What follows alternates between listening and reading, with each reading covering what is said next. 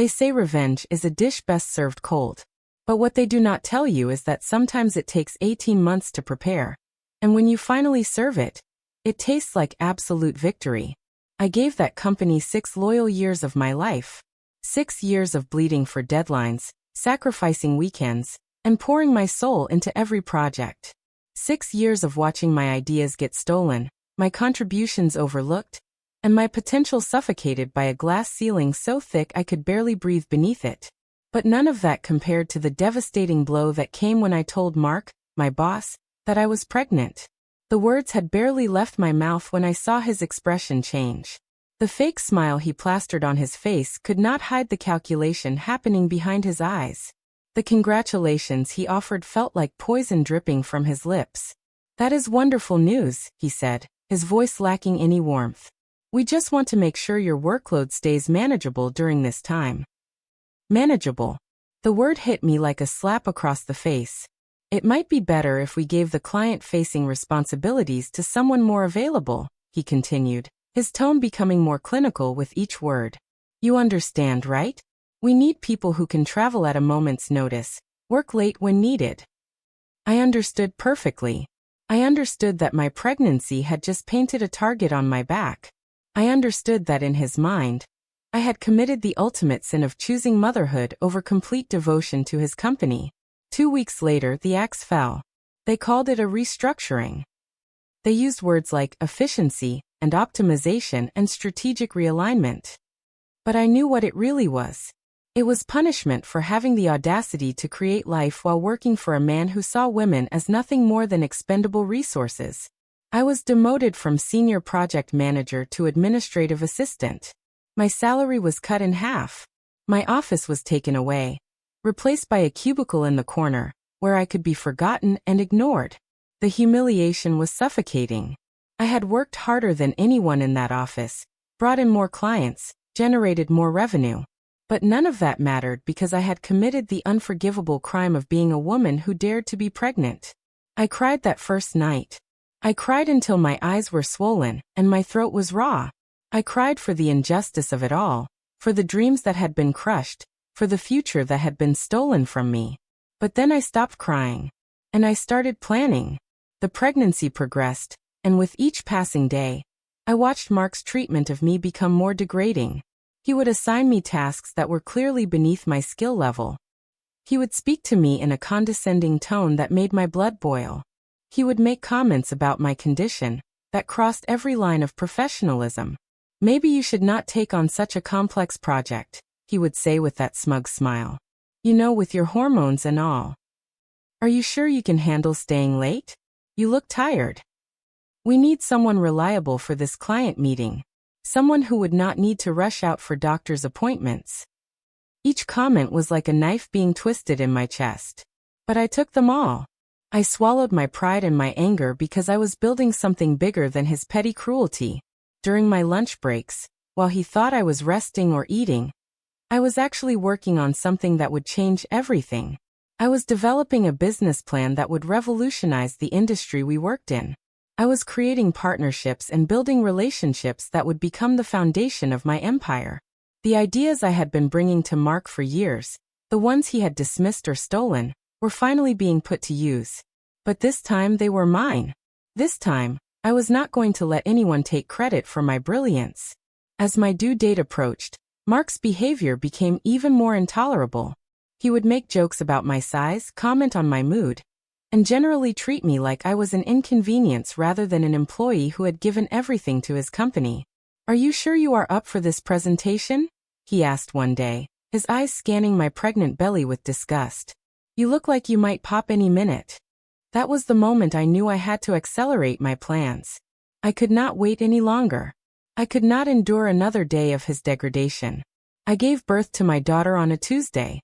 She was perfect, beautiful, and the moment I held her in my arms, I knew I would never let anyone make me feel powerless again. I would build something incredible, not just for me, but for her. I would show her that women could be anything they wanted to be, including the boss. Maternity leave was supposed to be a time of rest and bonding with my baby. But for me, it became the most productive period of my life.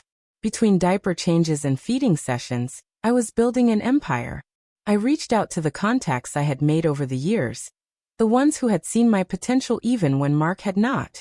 I pitched my ideas to investors who understood vision when they saw it. I worked 18-hour days while my daughter slept, turning my living room into a command center for what would become the most successful consultancy in our industry. The breakthrough came when I landed my first major client. It was a company that Mark had been trying to win over for months, but they had never been impressed with his outdated approach. When I presented my innovative strategy, they did not just sign on the dotted line. They offered me a partnership deal that would make me financially independent. By the time my maternity leave was over, I had 3 major clients, a team of freelancers, and enough revenue to support myself and my daughter. I did not need Mark's company anymore. But I was not done with Mark.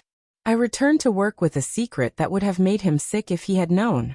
My consultancy was already more successful than his entire department. But I played the part of the submissive employee, keeping my head down and my mouth shut while I continued to build my empire in the shadows. Mark welcomed me back with the same condescending attitude he had always shown me. "Good to have you back," he said, not even looking up from his computer. "I hope you are ready to get back to real work." Real work. If he only knew what real work looked like. Over the next few months, I continued to expand my consultancy while maintaining my cover at his company. I was living a double life, playing the role of the defeated employee during the day while running a $1 million business at night. The irony was delicious. Mark would complain about his department's declining performance while I was literally stealing his clients and his best ideas. He would rant about the competition that was eating into his market share, while I was sitting right in front of him, the architect of his downfall. I learned through industry connections that Mark's company was struggling. Profits were down, morale was at an all-time low, and the board was asking serious questions about his leadership. It was the perfect opportunity to strike. I had been preparing for this moment for over a year. I had the resources, the clients, and the vision to not just compete with Mark's company, but to completely take it over. All I needed was the right moment.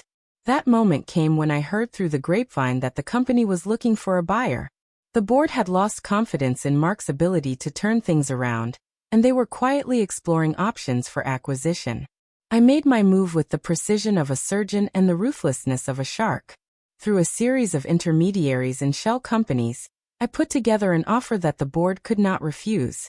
I offered them a premium price for a company that was clearly struggling, but I also offered them something more valuable, a vision for the future that would make them all wealthy. The deal was negotiated in secret. Mark had no idea what was happening. He continued to treat me like garbage, completely oblivious to the fact that I was about to become his worst nightmare. The day the acquisition was announced, I was sitting in my cubicle, pretending to work on some meaningless administrative task, when Mark got the call. I watched his face go white as he listened to the news that his company had been sold. "Who bought us?" I heard him ask, his voice shaking with barely controlled panic. I could not hear the response, but I knew it would not be long before he found out. The meeting was scheduled for the next day.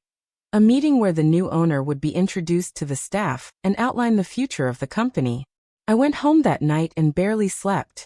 I was too excited, too nervous, too ready to finally get the revenge I had been planning for so long. I picked out my best suit, the one that made me look like the successful businesswoman I had become. I did my hair and makeup with extra care, knowing that this would be one of the most important days of my life. The next morning, I arrived at the office early and sat in my cubicle, waiting for the meeting to begin. Mark was pacing around the office, trying to project confidence, but clearly terrified about what was going to happen. "Do not worry," he told some of the other employees. "I am sure the new owner will recognize the value of our team. Nothing is going to change." Everything was going to change. He just did not know it yet. The meeting was scheduled for 10 o'clock in the main conference room. As the time approached, I could feel my heart racing with anticipation. This was it. This was the moment I had been working toward for over a year. Mark was called into the meeting first. He straightened his tie and walked into the conference room with the swagger of a man who thought he was indispensable. I gave him a 5-minute head start, then made my way to the conference room. I could hear voices through the door as I approached. Mark was clearly trying to sell himself to the new owner, probably promising to maintain the status quo and keep things running smoothly. I opened the door and stepped inside. The room went silent. Mark, who had been mid-sentence, stopped talking and stared at me with confusion. "I am sorry," he said, his voice uncertain. "I think there has been a mistake. This is a meeting for senior management only." I walked to the head of the table and took the seat that had been reserved for me. The board members, who had been waiting for this moment, smiled with barely concealed delight. "There is no mistake," I said, my voice calm and professional. "Please sit down, Mark." He remained standing, still confused. "I do not understand. What are you doing here?" I opened my briefcase and pulled out a folder containing all the documents that would change both of our lives forever. I slid it across the table toward him.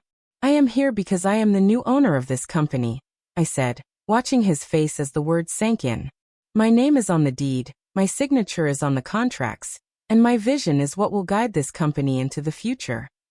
Mark's face went through a series of expressions: confusion, disbelief, shock, and finally, dawning horror. He opened the folder and began reading the documents, his hands shaking as he realized what had happened. "This is impossible," he whispered. "You could not have. You do not have the money to." "I have everything I need," I interrupted. "What I built during my maternity leave, what I created while you were treating me like garbage, has grown into something bigger than you ever imagined. I have clients, revenue, and investors who believe in my vision. Something you never did." The room was dead silent. The board members were watching this confrontation with fascination, probably wondering if they were about to witness a complete breakdown. Mark finally looked up from the papers, his eyes wide with shock. You are the competition that has been stealing our clients." "I am not just the competition," I said, leaning forward. "I am the future. And you, Mark, are the past." I stood up and walked to the whiteboard at the front of the room. I began outlining my vision for the company. A vision that would transform it from a struggling, outdated firm into a cutting-edge leader in the industry. "We are going to restructure everything," I said, my voice growing stronger with each word. "We are going to modernize our approach, embrace innovation, and create a workplace culture that values talent over politics." As I spoke, I could see Mark shrinking in his chair. The man who had once held all the power, who had used that power to humiliate and demean me, was now realizing that he was completely at my mercy. "What does this mean for me?" he asked, his voice barely above a whisper. I turned to face him, and for the first time since I had walked into this room, I smiled. It was not a kind smile. It was the smile of someone who had waited a very long time for this moment. "It means that your position as department head is terminated immediately," I said. "However, I am not completely without mercy. I am willing to offer you a position in this company, but it will be on my terms." I walked back to the table and slid another folder toward him. "This is your new job description, should you choose to accept it. Middle management. You will report directly to me. Your salary will be significantly reduced, and you will be required to go through the same application process as any other candidate." Mark opened the folder and began reading. With each line, his face grew paler. The position I was offering him was essentially entry-level, a complete reversal of our previous roles. "You want me to reapply for a job at my own company?" he asked, his voice cracking. "It is not your company anymore," I reminded him. "It is mine. And if you want to work here, you will do it on my terms." The humiliation was complete. The man who had demoted me for getting pregnant was now being offered a demotion, so severe it would essentially erase his entire career. The man who had questioned my reliability was now having his own job security called into question. "I need time to think about this," he said, his hands shaking as he closed the folder. "You have until tomorrow morning to decide," I said. "If you choose to accept the position, you will report to my office at 8 a.m. sharp. If you choose not to accept, security will escort you from the building." Mark stood up on unsteady legs and walked toward the door. Just as he reached it, I called out to him, "Mark." He turned around, and I could see tears forming in his eyes. "Welcome to the new world," I said. "Where talent matters more than gender, where ideas matter more than politics, and where the best person for the job gets the job." regardless of whether they happen to be pregnant. He left the room without saying another word. The next morning, I arrived at the office early and settled into my new corner office, the one that had previously belonged to Mark. I had spent the weekend moving my things in and making it truly mine. At exactly 8 a.m., there was a knock on my door. "Come in," I called out. Mark entered, wearing a suit that looked like it had not been pressed, and carrying a briefcase that seemed too heavy for his defeated posture. "I am here to apply for the position," he said, his voice barely audible. I looked up from my computer and gestured to the chair across from my desk. "Please have a seat." He sat down and handed me his application. I took my time reviewing it, making him wait in uncomfortable silence while I read every word. "Your qualifications are adequate," I said finally. "But I have to ask, why do you want to work here?" It was a cruel question, and we both knew it. But I wanted to hear him say it. I wanted to hear him acknowledge what had happened. "Because I need the job," he said, his voice cracking. "Because I made mistakes, and I need the chance to prove that I can do better." "What kinds of mistakes?" I pressed. He looked down at his hands, unable to meet my eyes. "I treated people unfairly.